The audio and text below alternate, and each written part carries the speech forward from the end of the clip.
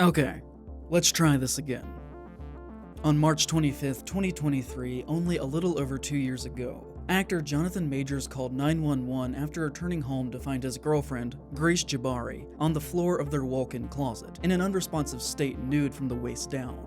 On the call, he said that earlier that evening they had broken up. He had left for a few hours, and when he came back he found that the door was bolted from the inside, and that he could not get back into the apartment for 40 minutes until a worker in the building managed to undo the lock and let him inside. He found her on the floor of their Manhattan penthouse, wearing only a sweatshirt and nothing else, and could not be fully woken up. On the call, the dispatcher asked him directly, "She didn't fall or hit her head that you know of, right?" To which he responded, "No, I think I saw a cut behind her ear." Jabari would later testify that earlier in the evening, Majors had twisted her arm in anger during their fight, and that she felt, quote, "a hard blow against my head." Through the subsequent trial that would follow up to today, he would maintain his innocence, and is currently in the process of attempting to use horror as a stepping stone to regain his position within the industry by pivoting to the right-wing playbook often implemented by other men who through their actions find themselves in the position that he is currently in. And my question that I am here to ask you today is if we should accept horror being used as a vehicle to support this. I banged on the door. I've been at the apartment for about 40 minutes now. I couldn't get in. I finally went downstairs and asked the doorman to help us. They let me in via the... The very same day in 2023, he would be arrested on charges of strangulation, assault, and harassment. The NYPD would release a statement that read, "The victim informed police that she was assaulted. Officers placed the 33-year-old male into custody without incident. The victim sustained minor injuries to her head and neck and was removed to an area hospital in stable condition." Later that day, Majors' representation said in an email to the Associated Press, "He has done nothing wrong. We look forward to clearing his name and clearing this up." His lawyer would soon say in a statement that Majors was provably the victim of an altercation with a woman he knows that was in the midst of an emotional crisis. A judge released Majors the next day with an order to appear back in court on May 8th. The United States Army immediately pulled their advertising campaign that they had recently started, that featured Majors advocating for young men to recruit. A representative of the Army said in a written response that they were deeply concerned by the allegations surrounding his arrest. While Mr. Majors is innocent until proven guilty, prudence dictates that we pull our ads until the investigation into these allegations is complete. Variety would soon later report that multiple other women who wished to remain anonymous had come forward with their own stories of dealing with Majors, and were working with the Manhattan District Attorney's Office. That June, Rolling Stone would publish an article detailing similar issues with Majors' past relationships, where they spoke with 40 different anonymous contacts who previously knew Majors over the course of a 3-month-long investigation. He was described by the people who knew him as a complicated, unpredictable, and sometimes violent man who could switch from charming to cold in a flash. One person who worked closely with Majors could not comment, saying, "My only response can be that I am silenced by an NDA that he had me sign." One source told them, "It was pervasively known that he was a good actor, and that he also would terrorize the people that he had dated." 9 separate sources confirmed that he was emotionally and physically abusive to one of his past girlfriends, and that he had strangled her on at least one occasion. One woman said that dating him was emotional torture.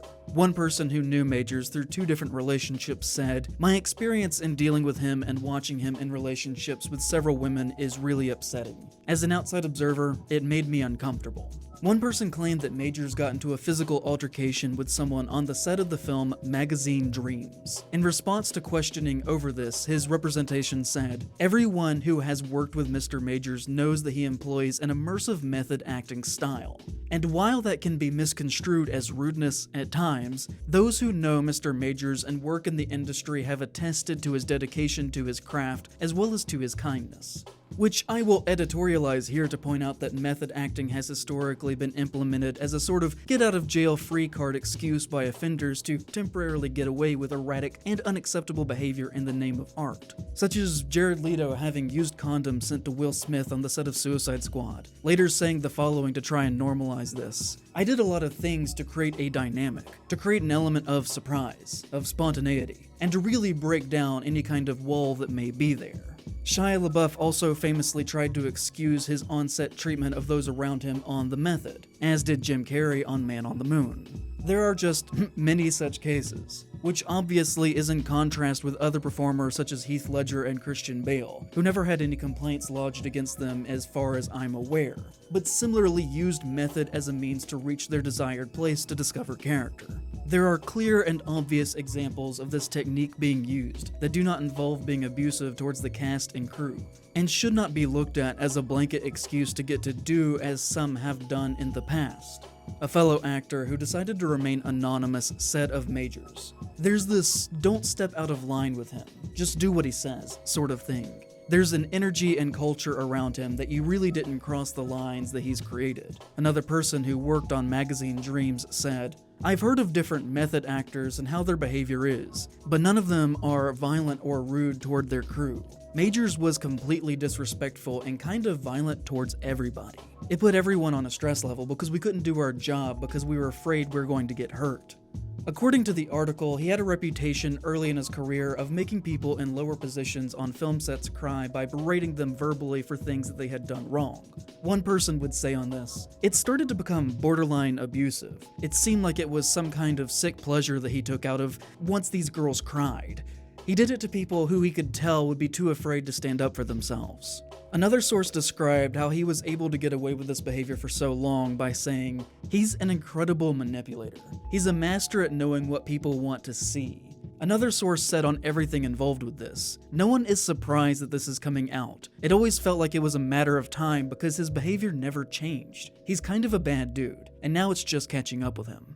In response to the Rolling Stone article, the Majors legal defense team provided 6 character witnesses from people who had been in sexual or personal relationships with Majors in the past, in order to prove that these things that had been said about him were not true to who he was as a person. But according to Rolling Stone reached out to all 6 people. 3 say that they never gave the Majors team permission to release such statements. Another woman declined to share the statement credited to her by Majors' team, saying that it was pre-written, not truthful, and that she had never approved of its release. In the time leading up to the trial, Majors would on multiple occasions be critical of the court proceedings, and would launch a PR crisis campaign to try and salvage his public image that involved a questionable viral video that may or may not have been staged just based on the overall strangeness of the whole thing and how well the timing of it was, where he breaks up a very fake-seeming fight in the street between 2 young men.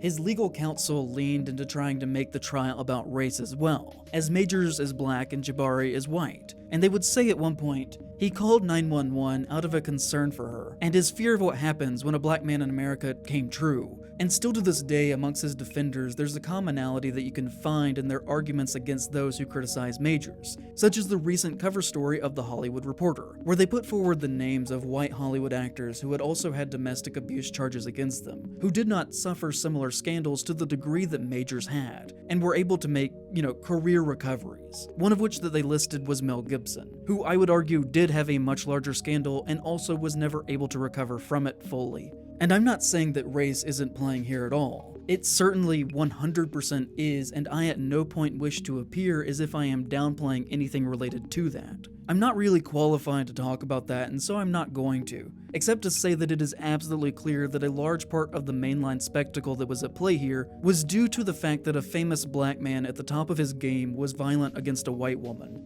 It would be foolish to deny that this is a massive part of this story, and it would equally be foolish to not acknowledge that fact. The media is sensationalist in nature, and there are very few things that are more sensational than a fall from grace, especially if it is from someone who seems to be on a quick rise to the top as Majors was. But outside of that, I do not wish to comment there because I feel it is not entirely my place to speculate on that aspect of this story, and is not what I want to focus on today. And as far as those other actors are concerned, 2 wrongs do not make a right. And anyone that Hollywood Reporter article listed as also being abusers really should not have had the easy recovery that they were gifted either. Every day in court, Majors would appear with actor Megan Good, who he soon started to date after the initial arrest. The pair met in November of 2022 at the Ebony Power 100 Gala, and after his arrest she would be seen at every public function with him still to this date. She is older than him by almost a decade, has a long successful career acting in both film and on television, appearing in popular releases such as Eve's Bayou, Harlem, and the Shazam films. And I don't want this to come across the wrong way. But to me, from my perspective, this appears to have the construction of being a politically calculated move, to almost, use her more or less as a prop or an asset, to showcase that he supports powerful women who are creators, and that he's not the monster that the media has painted him to be. That might be me reading into the situation too much, but I personally feel as if it is important to mention, because it feels suspect to me that you've got this case involving violence against a woman, and the accused suddenly begins this relationship with a very famous woman that is serious to the point that they are never seen in public without each other. It just feels very purposeful. And I just felt that it should be mentioned here, especially since the timing is very odd with a lot of the things surrounding this case. On December 18th of 2023, Majors was found guilty of assault and harassment, although the charge clarified that it was reckless action in the moment that caused physical harm to Jabari, and was not premeditated. It was determined that he did indeed lose control of his temper and hit her in the head with the palm of his hand, but it is unsure if that hit or the fall to the ground was the cause of the cut on her ear, or even possibly an event that happened with their car earlier that evening. And it was also determined that when twisting her arm, he broke one of her fingers. Manhattan District Attorney Alvin Bragg said of Majors that he illustrated a cycle of psychological and emotional abuse and escalating patterns of coercion against Jabari over the course of their relationship. One instance that was brought before the court showed Majors begging Jabari to not seek medical attention for a head injury that he was possibly responsible for, saying in a text to her, "They will ask you questions, and as I don't think you actually protect us, it could lead to an investigation even if you do lie and they suspect something." Jabari in her response message said she would lie to cover up what had actually happened. "Why would I tell them what really happened when it's clear I want to be with you?" She would also add in a second message soon after, "I would not go to the doctor if you don't feel safe with me doing so." In that same conversation, Majors threatened to take his own life, either potentially as an unstable emotional reaction or perhaps as a method of manipulation of coercion to keep her from seeking the medical attention that she clearly seemed to need, that could have potentially placed him in a vulnerable spot, saying, "I'm a monster, a horrible man, and I'm killing myself soon. I've already put things in motion." There are other instances like this of either grandiose talking or manipulative language that Majors used against Jabari that were brought before the court, including a recording of a conversation that was taken without his knowledge, where he described himself as a great and powerful man, and questioned whether or not Jabari had the ability to fulfill the role of high standards set by the spouses of other powerful men like Martin Luther King Jr. and Barack Obama. Do you really know, baby? Do you really? Yes. Then how dare you come home drunk and disturb the peace of our house when we have a plan? I would like Coretta Scott King. You know who that is? That's Martin Luther King's wife. Michelle Obama. Barack Obama's wife. I know, I'm not, I shouldn't have gone out. I'm No, sorry. let me just, I'm a great man. A great man. I am doing great things, not just for me, but for my culture and for the world. That is actually the position I'm in. A video was shown of an instance where Majors was upset with Jabari, where he picked her up and threw her in the back of a car, which was an episode that she described afterwards as being made to feel as if she were a doll being manipulated. In the footage, you can clearly see that Jabari's head does indeed hit the door frame as she's being forced into the car. Later the same day of the guilty verdict, Disney would officially fire Majors as Kang from all future Marvel projects, changing the trajectory of the roadmap that they had very publicly planned for their slate of upcoming films. According to him, he found out from his legal team when getting into the car leaving the courthouse after getting the guilty verdict. His lawyer in the front seat turned around and said to him, "I'm just gonna tell you now. That way you're not surprised and you can start processing it. They fired you. Marvel fired you." He would soon after be dropped by both his manager and his publicity firm, although his agent would remain with him. Majors had recently at this point starred in the film that to me was clearly designed for an award season release called Magazine Dreams. Before the controversy at the Sundance Film Festival, several studios had entered into a bidding war for the film, with the winner being Searchlight Pictures, which is owned by Disney. Searchlight, in the wake of the conviction, pulled Magazine Dreams from the release schedule and quietly gave the rights of the film back to the filmmakers. Now they were able to then resell that film to a small, mostly unknown distribution company called Briarcliff Entertainment, who just released the film to theaters. And this is important to note because Briarcliff is a small company, but they seemingly favor to taking on risky projects. this past year releasing the Donald Trump biopic The Apprentice when no other companies wanted to touch it. They bought it, then launched a successful campaign that led to Sebastian Stan and Jeremy Strong to both be nominated for Oscars for their performances. And with this, while I do not think that it is likely, we are legitimately looking at a potential situation of Majors being pushed for Best Actor come end of the year. That was at least their intention, it seems, when they purchased the film, despite knowing everything surrounding Majors at the time, as Briarcliff CEO Tom Ottenberg said on the project. Anecdotally, we know that black audiences, both men and women, are extremely enthused about the film. There is also pent-up demand for the art house audience, which has been waiting for it since Sundance. And the bodybuilding audience is enormously enthused about this film. Based on what I'm seeing, people are rooting for Jonathan. And I make it a point to say all of this because it isn't one single thing that rebuilds a career. It is not like this person wakes up one day and everything is suddenly fixed and back to how it always was. Some would say there is no going back, and instead, it is a lot of very small, imperceptible cultural moves that one does slowly over the course of years, that add to something being normalized or rebranded despite what happened, which is what I'm trying to paint a picture of here today. It isn't a single thing that is being done here. It isn't even the actions of a single man, but instead the movement of an industry and a culture that both facilitates and reconstructs abusers into a light that is deemed to be more acceptable in society after they have been caught committing harm. Even within Hollywood in private, a major anonymous casting director said the following on what was writing here with the release of this film as far as his future is concerned, while also tying it back into the issue of race with everything going on here. If Magazine Dreams comes out and it's a giant hit, then everybody reassesses. Maybe not at the studios, maybe not at public companies, but independent people. You look at a guy like Jonathan Majors. Is he talented? Absolutely. But is there somebody else who can fill the bill? Probably. There are a lot of really talented people out there, and there are fewer and fewer projects. So with the exception of a very small echelon, people are replaceable. Like other marginalized people, you have to be on better behavior. And it needs to be clear that he very much does not intend to go down without a fight, unlike a lot of those Me Too guys, who realized how monumentally fucked they were, and just quietly scurried away into their caves never to be seen again. He has said that he will not go down like that, and that he will continue to work despite the fact that his guilty verdict was essentially just a year ago, saying, "Do I hope to make more movies? Absolutely, that is my intention. But that's not my call. I don't have a studio, and I've given up control." To the entertainment industry, I would tell them I'm still learning, and I would thank them for participating in my growth. But we all know this is kind of total bullshit, right? Saying that he has given up control while we see that he is at the same time very much participating in manipulating the strings of a public campaign to win back goodwill with the average person. It is a rhetorical tactic.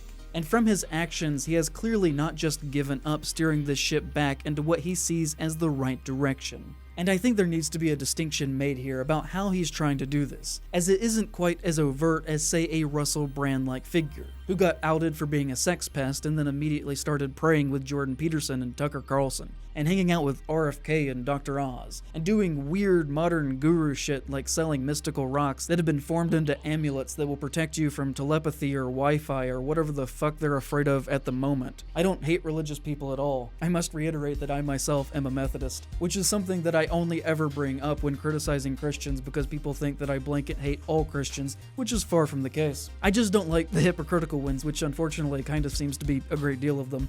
And if you get into a massive controversy and immediately start using bad faith God talking points when you've never done that in your past, then it is a move that is 100% taken out of the right-wing playbook. It is a verbal signal to a certain type of fan base that are much more willing to accept the faults, past harms, and transgressions of people with social power. To some, the forgiveness basis of the Christian doctrine is synonymous in turning a blind eye to something that someone has done, especially if that harm was committed against women or some form of minority.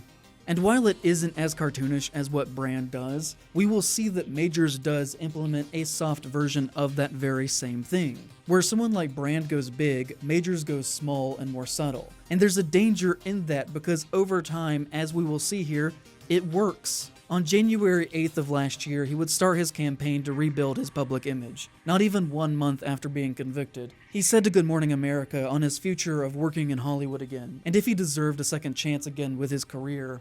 I pray I do, but it's God's plan and God's timing. I think I do. I hope other people think that. In the interview, he maintained his innocence, saying, "I was absolutely shocked and afraid. I'm standing there and the verdict comes down and I say, how is this possible based off the evidence? Based off the prosecution's evidence, let alone our evidence. How is that possible?" In the interview, when directly confronted about the injuries that he was convicted of causing Jabari in their fight, he said, "That did not happen. I wish to God I knew. That would give clarity. That would give me some type of peace about it." When pressed about the fact that he was found guilty specifically on the charges of causing physical harm through reckless action, he said, "I was reckless with her heart, not with her body."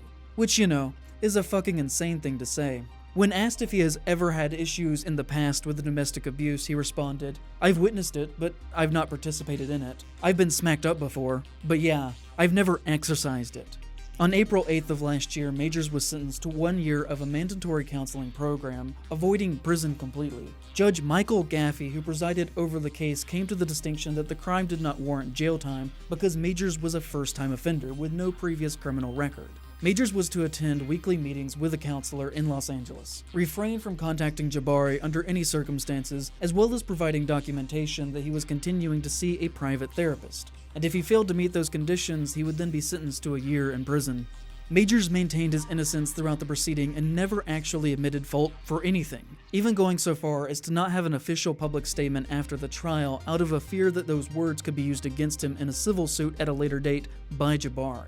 In her closing statement, Jabari addressed the court saying, "He's not sorry. He has not accepted responsibility. He will do this again and he will hurt other women. He believes he's above the law. I was so emotionally dependent on him. I became a different person around him. Small, scared, and vulnerable." Now, this is going to be where I really begin editorializing my own opinions here, because often, as we will see when someone is in this type of position, they have very few moves left on the board to try and maintain their power, and more importantly, their wealth and relevancy. But they do have some. One is to leverage their fame to get the media to help launder their reputation, which is, in my opinion, was the goal of the Good Morning America interview, which, while appearing to press him on certain issues, still achieved the goal of bringing him sympathy from some and spreading his side of the story on a massive scale, which largely seems to be false based on evidence provided in court and the testimonies from those who knew him. But these things start snowballing. And before you know it, someone is able to not get back to where they were, but certainly get to a place where they are again working and living semi-comfortably within the industry. Recently, Michael B. Jordan came out in defense of Majors, lending his reputation and celebrity as a means to facilitate this rebound for Majors, saying, "I'm proud of his resilience and his strength through it all, and his handling of it. I'm glad he's good, that's my boy." He also indicated that the two plan to work together in the future, and a month after this, he said that he wanted to make Creed 4 be a rematch between their two characters. There were even rumors that Majors was one of the two brothers in Sinners but was forced to drop out, which resulted in Jordan playing both of the characters. Although there is essentially no strong evidence to actually support this, and is almost certainly just an internet rumor, but still, one that was widespread nonetheless. Whoopi Goldberg expressed support of him, saying, "You don't get to say sorry these days. He was arrested, he went to court, he did what he was supposed to do. I'm not sure what else there is." Matthew McConaughey also said, "I've known and know him as someone who is constantly striving to improve as a human, a man, and an actor. I believe in him." Keke Palmer scheduled an interview with him for her podcast during his comeback tour, only to then cancel it after public backlash. But from what I can tell, they might have even actually filmed the interview and just decided to not release it, although I can't tell for certain on that. And in October of this past year, Briarcliff purchased the rights to release Magazine Dreams into theaters on March 21st, meaning that Majors was once again on movie screens all across the country, which further facilitated his relaunch into being accepted as a working artist in public life. His ex-girlfriend, Mara Hooper, said on this, "I don't really care that his movie is coming out. What do you get at the end of a 52-week domestic violence course? Did the victims get a debrief? How could I know that he's changed? I don't see redemption happening here." And little by little, these things start to add up. He has said that he has taken meetings in the past few months on joining another major comic book movie. He has said that he would be open to returning as Kang if Marvel would have him, and is scheduled to appear in the upcoming film called Merciless that is being made by Martin Villeneuve, the brother of Denis Villeneuve.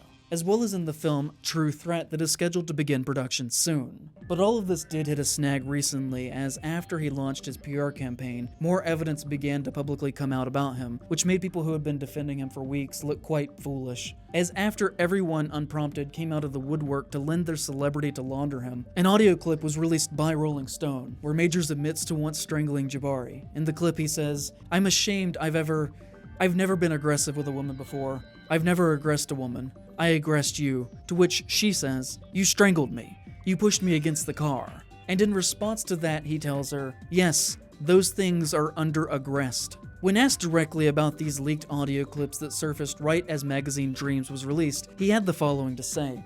"I was so grateful that I had done my work and am continuing to do my work. I can't speak to it, but obviously because you're talking about it, there are vibrations, reverberations. Same as everything before, But I was just happy that I had done my work. And I think it is kind of an understatement to say that this is not a great way to address such a damning clip, and is sort of just rambling gibberish to attempt to talk around the elephant in the room. Majors, because of a combination of multiple things, ranging from child support, legal fees, and not working on any substantial new projects, lost his New York apartment and ate through the majority of his savings last year, and has implied in part to be taking some money from industry friends to live off of until he's again able to support himself through acting. He would recently tell The Hollywood Reporter, "I was used to getting out there, finding a way, but it's actually harder to find a way when you are trapped in notoriety. You can't get out there and just work."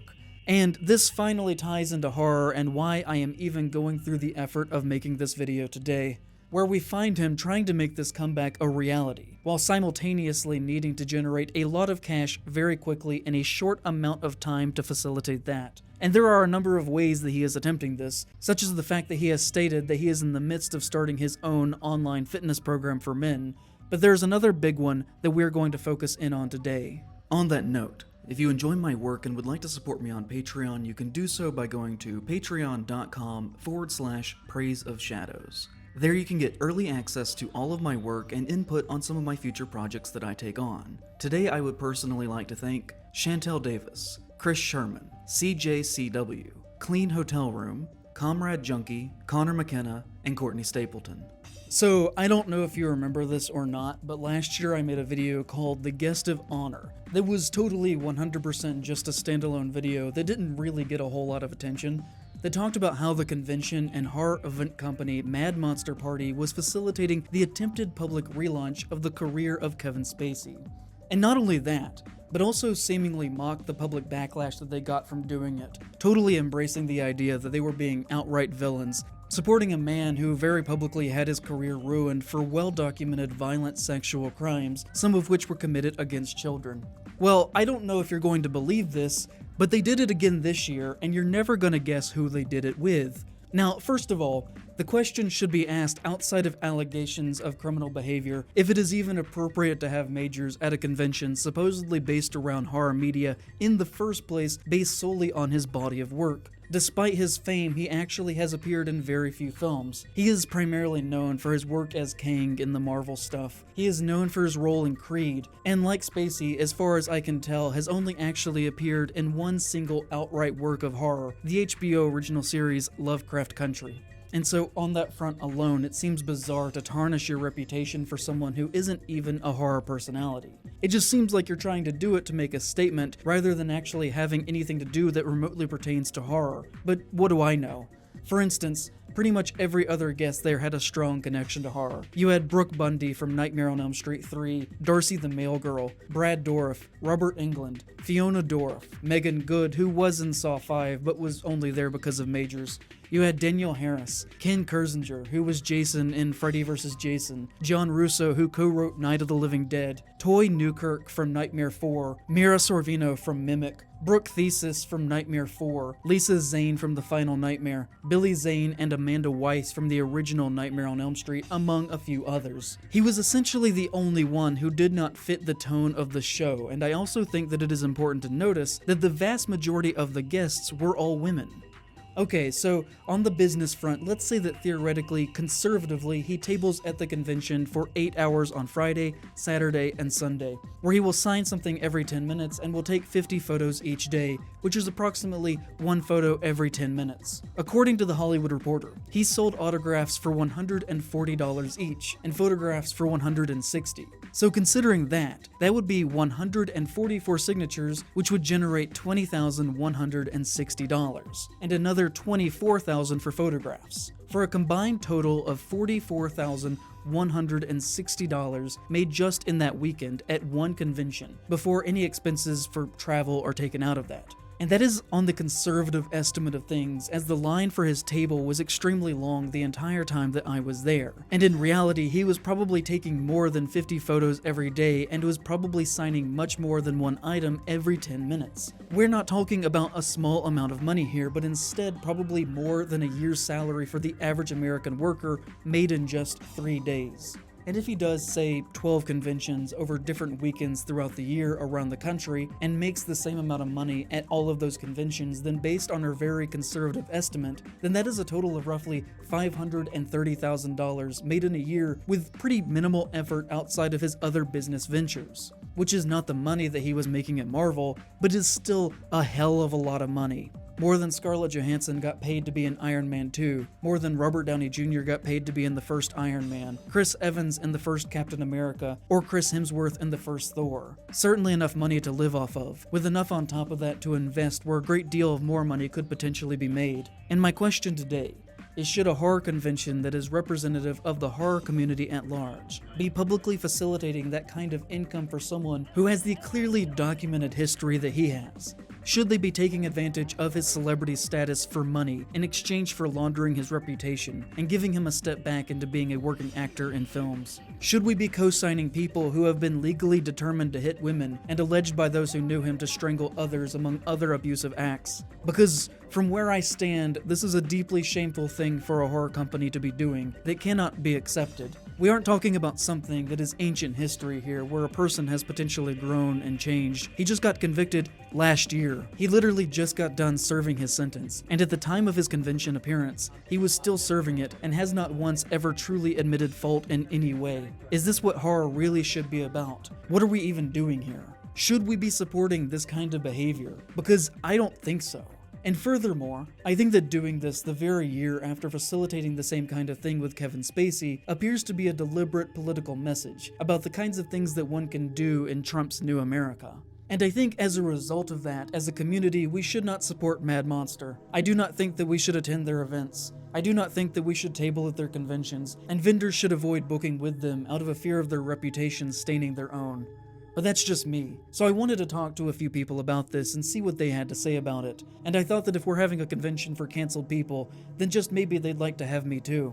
But I had to be careful to not get recognized or caught doing this, because now every move that I made was scrutinized by the most chronically online, obsessive, parasocial teenagers that you could possibly imagine. So first thing, I was really happy that this year I didn't get sent to the overflow parking lot that's about a mile away from the event center, because, the rocks hurt my feet and the wind hurts my face. So that was a plus. And I actually arrived on Saturday, which was the only day that I was there, right before Jonathan Majors' panel was set to begin. So I immediately went and got a seat for that.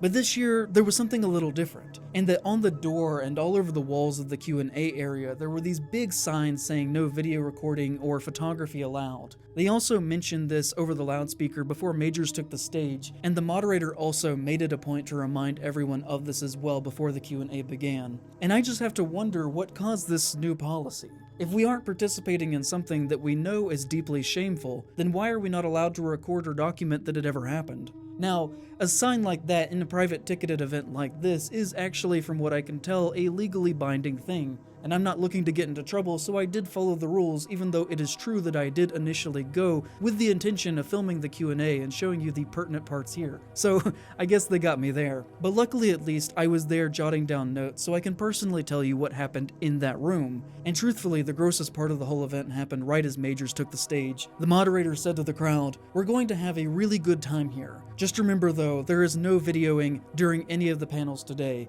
So again, just remember there is no videography photography during any of the panels going forward. So if you could please help us out with that, it would be greatly appreciated. But we will get started with our first panel of the day with Jonathan Majors. Majors then took the stage to an overwhelming amount of cheering. I've been to a lot of these kinds of things in my life, and I genuinely am not overselling it when I say that this was the most loud and most supportive crowd that I've ever seen at a panel for a mid-tier convention of this size. They really showed up for this, which I think is important to note because I'm trying to demonstrate for you how this kind of thing can even happen. How this isn't specifically a problem with Jonathan Majors, and is instead a problem of cultural rot at large. Because when a room is that loudly in support of someone and something that is clearly in the wrong from every single angle, it makes speaking up against those kinds of things so much harder to do. It would be hard enough for someone to stand up and say something directly about all of this to Major's face, but it is even harder when you're extremely aware that you are in the minority in this space, and that speaking up against him comes with the threat of hostility or even physical violence itself. Every aspect of this event exists in such a way to protect people like Majors, and make it difficult to speak out against something that is against your beliefs. Anyways, Majors then took his seat and the moderator said, "Thank you for joining us here at Mad Monster Party this weekend. It is always a pleasure." So we're going to do about 15 minutes back and forth between me and Jonathan, and then we're going to open it up to you in the audience. So if you have a question, just make sure to have your hand up raised nice and high so we can get to you. We'll try to get as many people as we can in the time allotted to us today. And at this point, Majors interrupted the moderator and leaned into the microphone and said to the room, "And please make sure the questions are full of love and generosity because I'm sensitive these days." To which the entire room audibly laughed, signaling that basically every single person in the room who showed up to support him was clearly aware of the situation, and not only didn't care, but they also thought it was funny. Most of the panel was pretty innocent in nature. Genuinely, most of it is just relegated to the craft of acting itself with little of substance to comment on there. And outside of these opening remarks, the beating his girlfriend guilty verdict never really came back up again. And all of this seems to somewhat be by design. Megan Good was sitting on the front row. Majors made sure to mention her a few times so that everyone would know that she was there supporting him. And also, I think it is important to mention the fact that the room was absolutely filled with students from UNC School of the Arts, who seemingly seemed to be on a group school trip because there were just so many of them. Majors himself received his bachelor's from School of the Arts, and most of the banter during the Q&A was between Majors and these students, where he mentioned different professors and classes by name, jokingly with them to cheers every single time. And I have no proof of this, but from my perspective, it almost felt like Major's PR team possibly notified or invited the School of the Arts kids to come out to the talk, to fill out the room and balance out any hate that might have potentially arisen had they not done this. Again, that part is entirely speculative on me, but that is just very much how it felt. And if my job was to prevent any awkward questions from being asked and I had no morals, then it's probably the move that I would have gone with myself. I felt like we in the audience were invited to come watch Majors interact with these students, and not Majors interacting with the general public, because outside of the students, there was almost no other audience participation during this event. If you remember last year, Spacey didn't even open himself up to the possibility of being questioned by refusing to do a Q&A, and I was surprised to see that Majors was willing to do one. But once inside the room, it was clear that the tone was entirely manufactured from the outset. And this goes into my next point, in that only once in the entire hour did Majors and the moderator pick a woman to ask a question, and it was the very last question of the session. Every single other question came from a man, despite women in the room raising their hands every single time the offer for a question was tossed out. And this also felt very deliberate to me. A way for them to use their power to try and stack the deck to avoid any moment that could possibly derail the Q&A into total chaos. And the woman that they finally did pick actually did, in a roundabout way, kind of ask a question related to his legal problems, even though she announced herself to also be a performing arts student as well. And what she said was framed in a mostly supportive tone. She asked, "I wanted to ask you, way back like in the beginning when you started acting in theater, when you were discouraged by auditioning and things like that, what did you do?" And that's not even actually a direct question about what was going on in his life in the past few years. But in asking about how he deals with rejection, she was by proxy somewhat asking how he dealt with the public backlash that he had received. It is the closest that a question from the audience got to being about his trial. He answered this quickly, and then the Q&A ended without further event. And then something really, really repulsive happened, which was the actual tipping point that made me decide to actually make this video. Because directly following Major's Q&A in that same room with that same moderator was a Q&A with the actor Mira Sorvino, who you probably know is extremely connected to the events of the Me Too movement, and in my eyes very much stands as a symbol of the result of abuse and violence from men within professional settings of the film world. Her entire career was destroyed by Harvey Weinstein. Sorvino rose to prominence as a young actor and had a genuinely good career from the years 1993 to 1998, in that time even winning the Academy Award for Best Supporting Actress for her part in Woody Allen's Mighty Aphrodite. She would then star in other well-remembered films such as Mimic and Rami and Michelle's High School Reunion. And it was at this time that Harvey Weinstein would target her as a subject for abuse, attempting several times to get into the room alone with her and touching her in inappropriate ways. Once these advances were rejected, and she began to avoid being around Weinstein as much as possible, he then went out of his way behind closed doors to smear her name all around Hollywood, and tried to make it impossible for her to get any work by using his influence to enact revenge. It was soon after this that she started dating Quentin Tarantino, who was well known to be publicly associated and very tight with Weinstein, who produced all of his films. What their relationship behind closed doors was like is something that only they would know, but it was clear, at least from a business relations perspective, that they acted extremely close anytime Tarantino had a new film out or it was around awards season. And Sorvino, unfortunately, at Q&As is often not asked about her own work, but instead about her personal connections to working with Weinstein and Allen, and her time dating Tarantino. After the Me Too fallout, Tarantino would end up giving an atrocious statement about it, that is too movie-brained and borderline evil, and how it is not fully engaging with what happened in a serious manner to someone that he dated for over 3 years, and presumably cared deeply for. To tell you the truth, I chalked it up to a Mad Men-era version of a boss chasing the secretary around the desk. I never heard the stories that later came out at all, which is just total bullshit, right? If I knew in the early 2000s in film school on the East Coast that this was happening, then literally every single person in Hollywood knew that it was happening, especially someone who seemed to be one of the guy's closest friends. Anyone who works in film at that level and went on the record saying that they had no clue about the extent as to how this was happening is lying. Like, let's just be real here. And furthermore, I do think it is important to point out that Sorvino and Tarantino dated roughly from 1995 to 1998, the exact same time that Weinstein was doing this to her. And if a close friend of mine tried to rape someone that I was dating on multiple different occasions, then I probably would have just shot him, instead of normalizing that behavior with a goofy secretary joke. She would later say in 2017, "At that time, I told people close to me, and I tried to confide in a female employee at Weinstein's company, Miramax. Her reaction was as though I was suddenly radioactive for daring to bring it up, which gave me little encouragement." And so, I don't mean to read much between the lines here, but if she was telling the people closest to her in her life, then I feel like her boyfriend of 3 years who worked with the guy would have been one of those people who would have been explicitly told what was happening. And when you consider all of this, Tarantino claiming to not know the extent of this has always been laughable and deeply shameful to me, especially when she also said in 2017 directly that she told him about everything that was going on and what was happening to her, which she felt like he tried to downplay. Everyone remembers me telling them at the time, Quentin Tarantino was my boyfriend right after these things happened, and he remembers me telling them.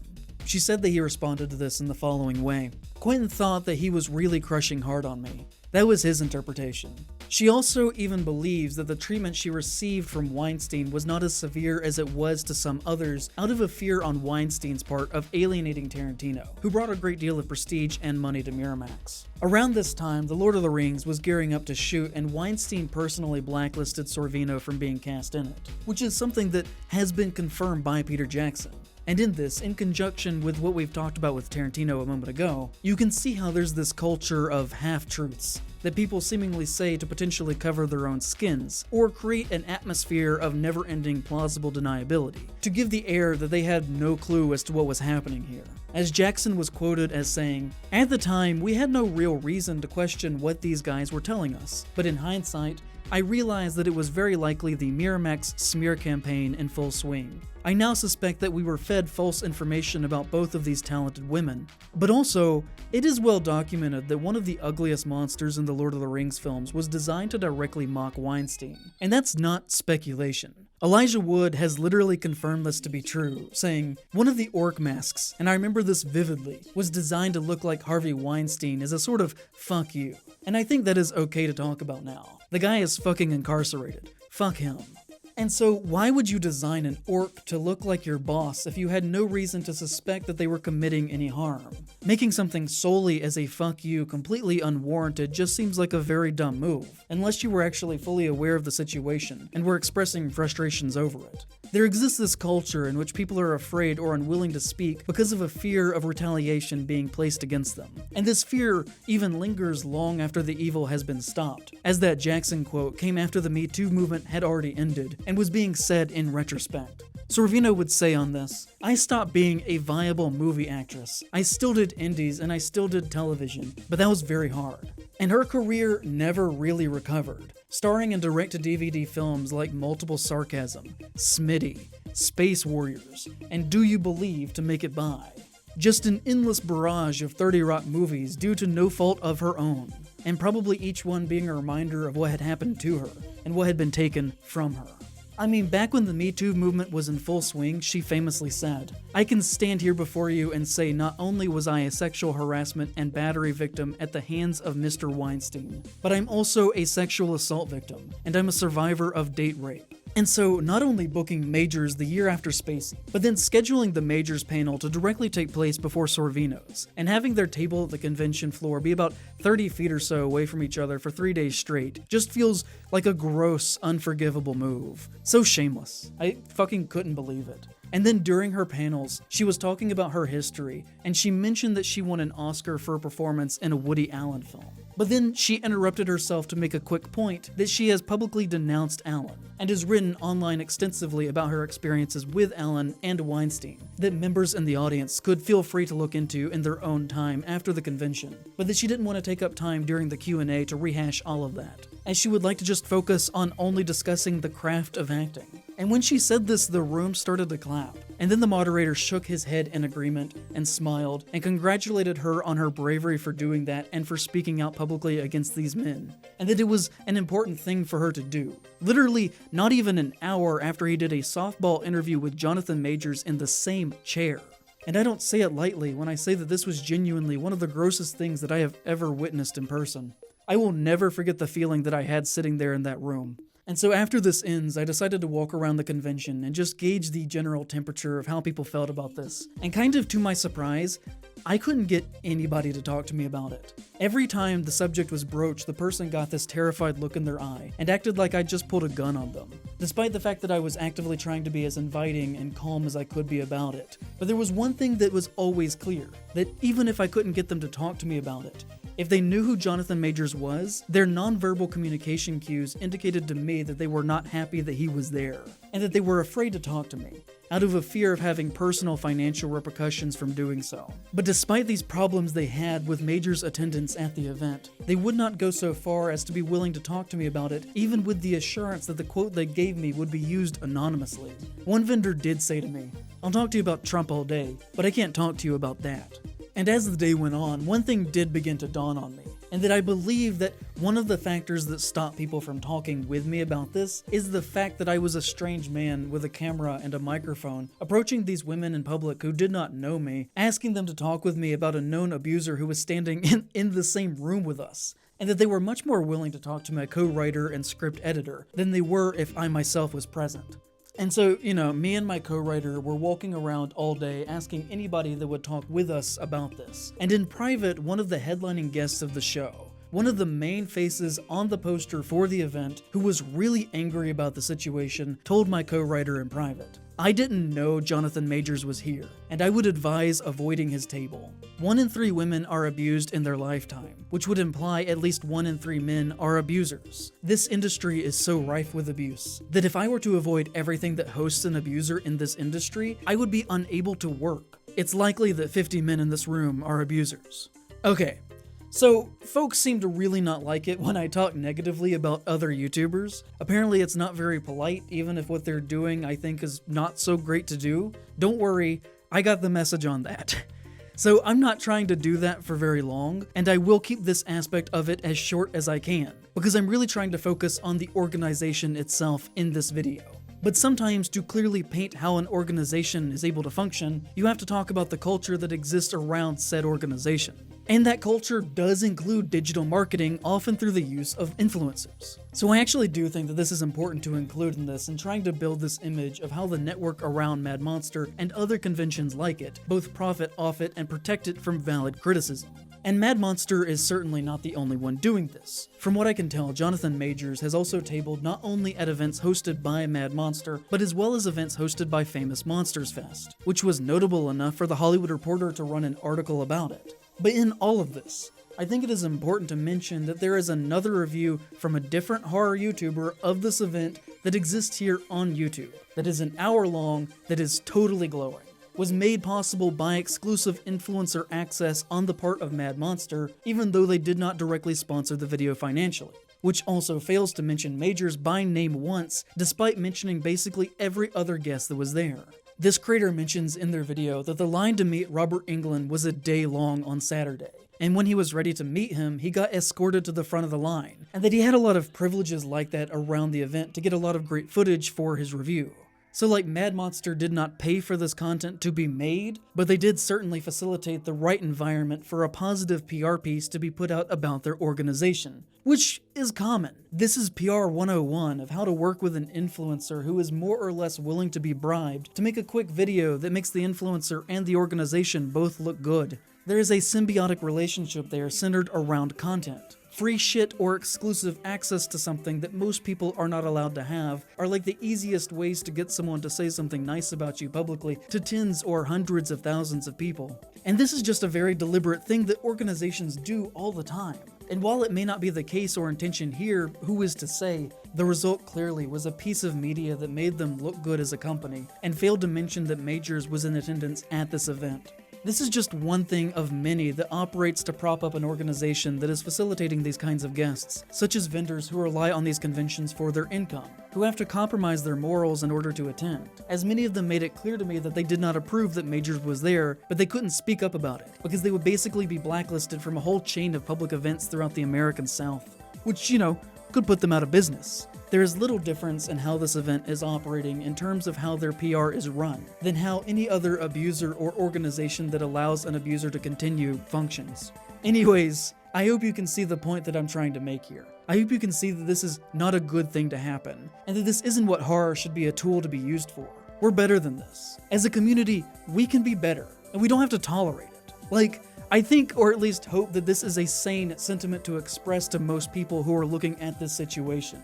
And this normally isn't my style, but something that people have gotten mad for me in the past is not allowing someone to give their side of the story, even if I think it's pretty clear that they are drastically in the wrong. So I do want it to be known that I did reach out to Mad Monster with a politely worded email asking if they would like to contribute a statement for this, justifying why they hosted Majors at their event. And at the time of making this, they have not responded to me. But I just want it to be known that I did in fact reach out to them. I hope I don't have to go back to Mad Monster next year to make a part 3. I really don't want that outcome to happen. But if we're determined to lock in and go that route, then I've got a few suggestions for you, Mad Monster, of who you could possibly get next year. We could collaborate on this, and get some really scummy people that we can make a lot of money off of, while simultaneously helping to improve their public image. Marilyn Manson has a deep history of horror, and abusing women. Maybe he's a great fit for you, Mad Monster, if that is supposedly your brand, which you've given me no reason to believe that it is not. Harvey Weinstein was the co-writer of The Burning, and did great harm in his personal and business life. Seems ideal for you, so maybe we can get him out of jail for a few days. Mel Gibson was in Signs. Ezra Miller was in We Need to Talk About Kevin. Jared Leto was in Requiem for a Dream. Or maybe we could just get all of them together with Majors and Spacey to have a canceled people tangentially related to horror panel. That could be original. We've got a lot of options here. You could even get that bow tie wearing moderator guy who congratulated Sorvino on her bravery right after interviewing Jonathan Majors to run the panel. He seems pretty slimy. So I really look forward to seeing what you do next time, because you're just fucking killing it so far. Great job, guys.